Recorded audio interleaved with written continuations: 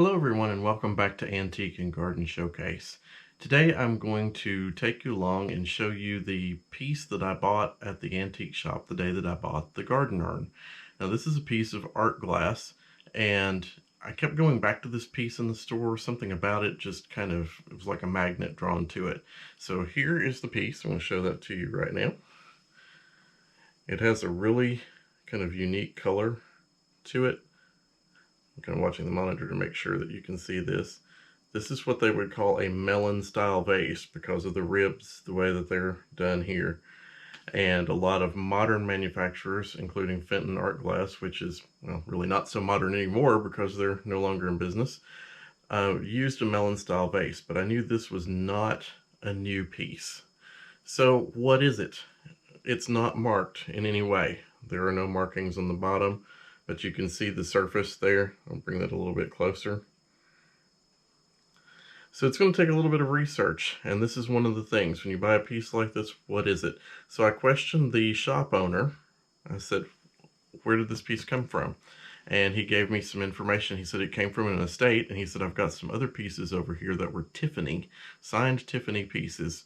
And I knew right off, I'm like, no, this piece is not Tiffany, but it's good art glass, and we need to do a little research on it. So I sprung for the piece. I kind of made a package deal with the piece of art glass and the garden urn together. So I said, will you take so much for both pieces together? And he's like, yeah, sure. So I brought this piece home and I did a little research on it, and I'm going to take you on the research journey now.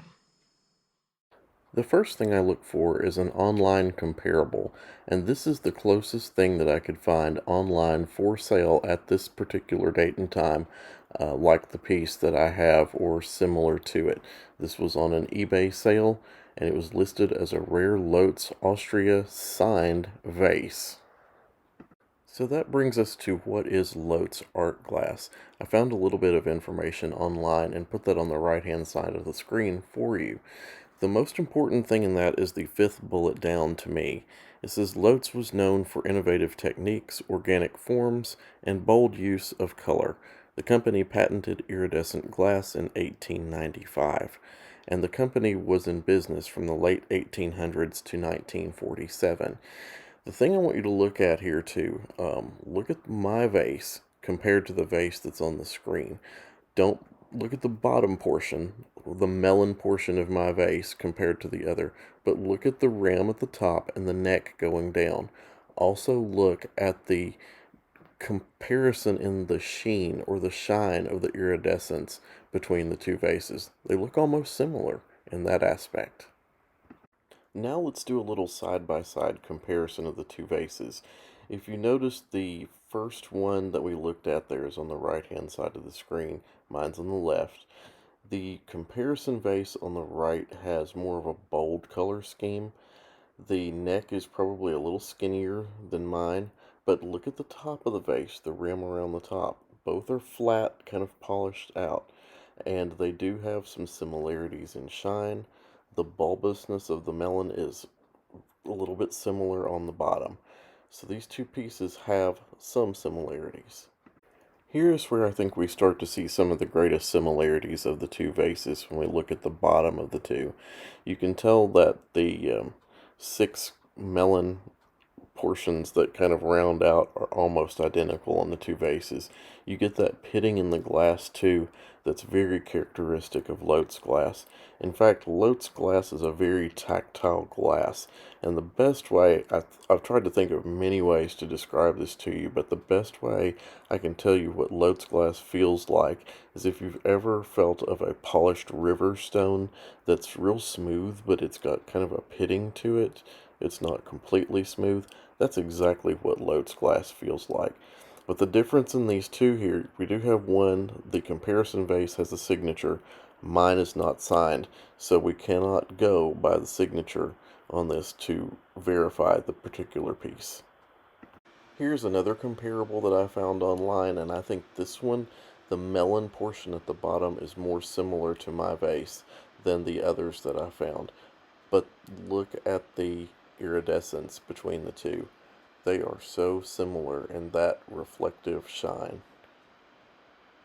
While I'm not a collector of Lotes art glass, I have had the privilege to hold and examine pieces in the past, and that's the most important thing when you're looking at different things.